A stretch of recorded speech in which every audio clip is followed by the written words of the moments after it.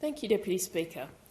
I rise to speak on this important bill about preventing the exploitation of migrant workers. This bill is part of the Albanese government's package of reforms to tackle the exploitation of workers and implements key recommendations from Professor Alan Fels's Migrant Workers Task Force report.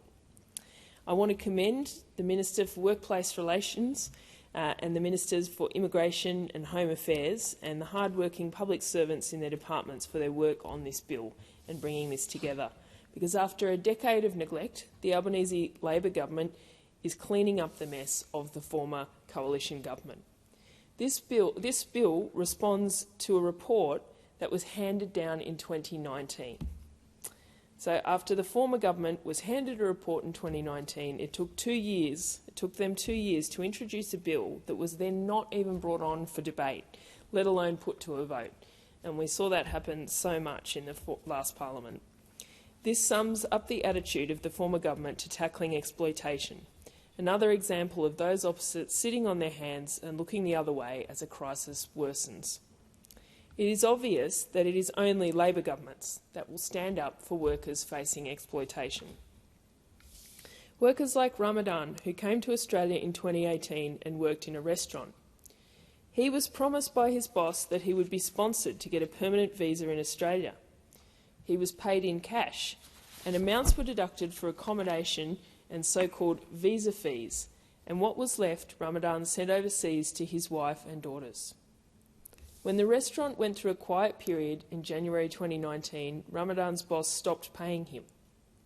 Ramadan's questions about his unpaid wages were met with his boss telling him that if he wanted a visa, he should keep quiet.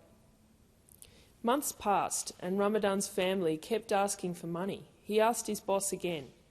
His boss said that the business could not pay him and he was going to close.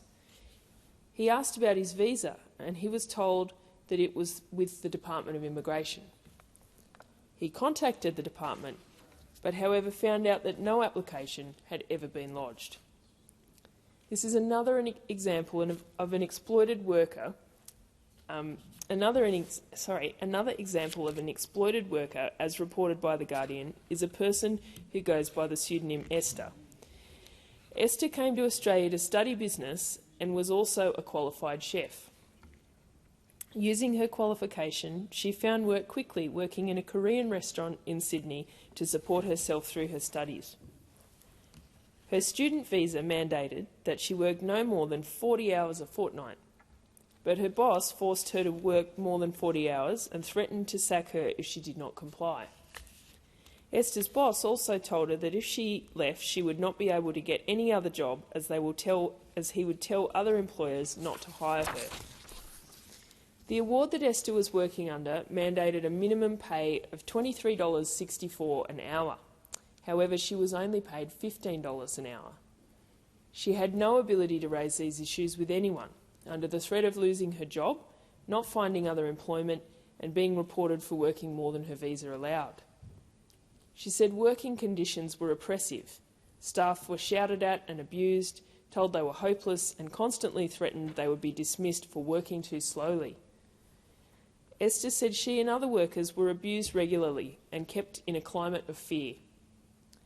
Esther said that she and her colleagues will work like slaves, always hurried and weren't given any time to eat lunch or dinner or even go to the toilet.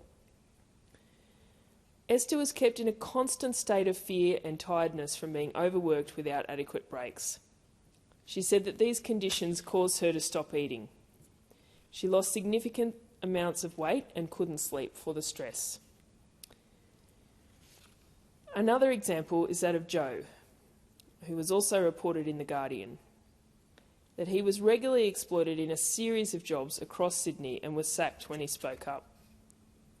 Joe notes that exploited workers were controlled from the minute they arrive in Australia. He said that agents were closely connected with businesses that exploit workers and everything is organised right from the beginning. When people arrive at the airport, there is somebody there to take them to accommodation which Joe describes as like a slave camp. 7 or 8 workers are crammed into a room to sleep. He describes being woken up very early in the morning and driven to a building site to work. He said that he felt confused about where he was and who he was working for. He said that these sites are like forced labour camps. It is like slave labour. These people aren't free at all.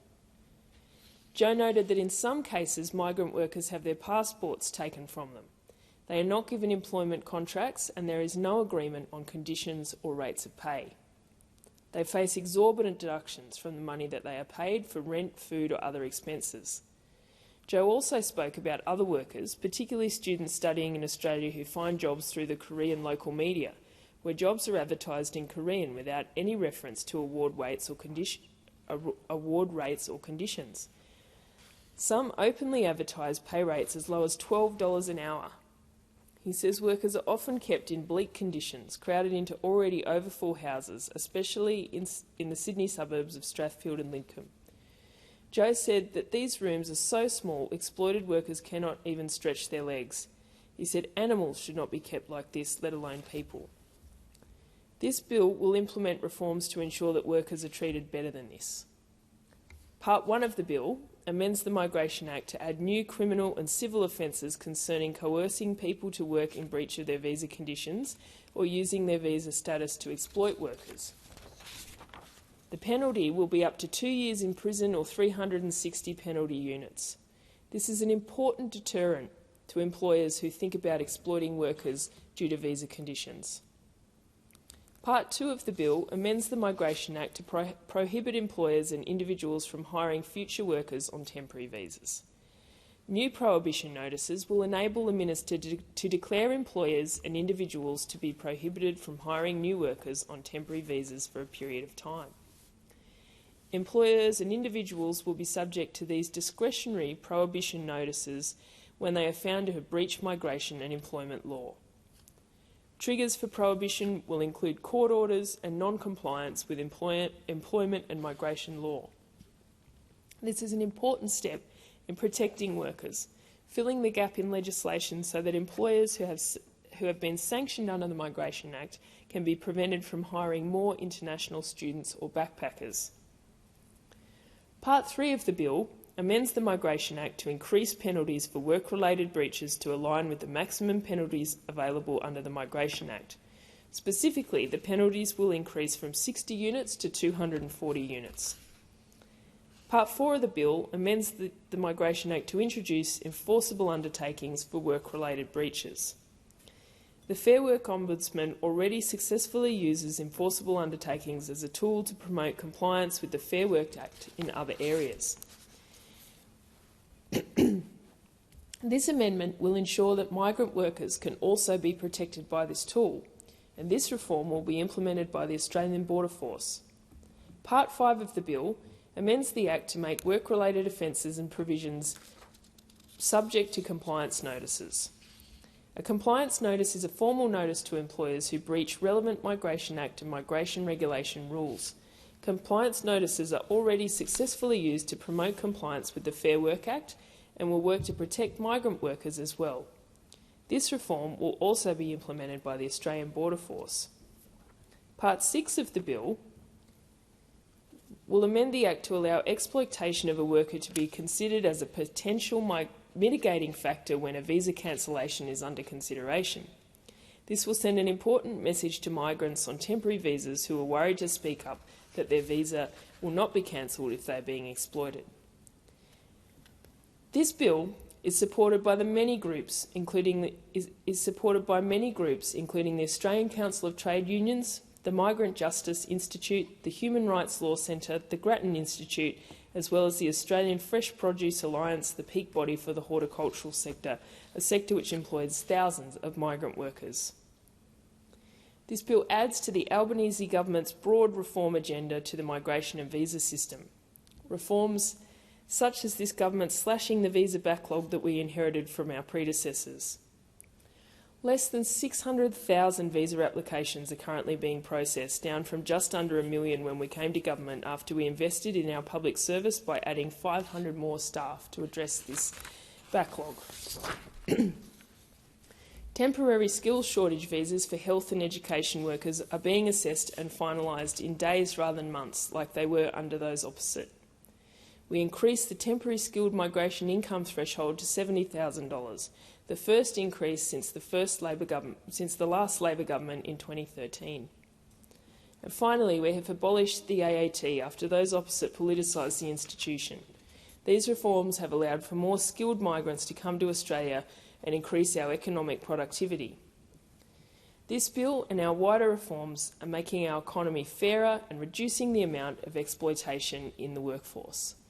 Because, of course, it is only fair that people who come as temporary migrants be treated with the same respect and rights as other workers in our economy. And I am so proud to be part of a government that takes this issue seriously and that, hasn't sat around for 3 years to even introduce a bill into Parliament, but has responded with urgency to this because these people matter. And we want people to see Australia as a welcoming place and a place where people are treated fairly. As after all, most Australians pride ourselves on our nation being the place of the fair go. So this bill is, putting into practice a little bit of that, ensuring that temporary migrant workers are not exploited, as in some of those terrible examples that I talked about. I'm very proud that our government is tackling this issue head-on and improving the conditions for migrant workers. Thank you, Deputy Speaker. Thank you.